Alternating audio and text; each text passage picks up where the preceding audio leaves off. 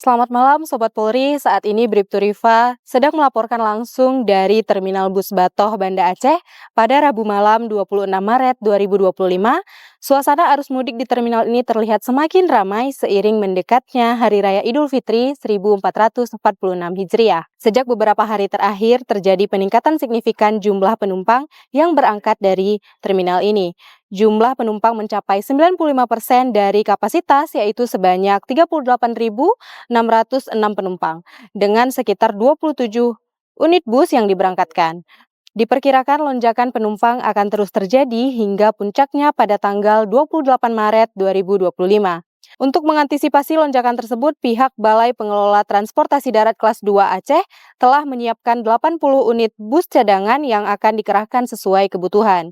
Hal ini dilakukan guna memastikan semua penumpang dapat terangkut dengan aman dan nyaman menuju kampung halaman masing-masing. Selain itu, Polresta Banda Aceh juga telah mendirikan pos pengamanan terpadu di Terminal Batoh sebagai bentuk dari Operasi Ketupat Selawah 2025.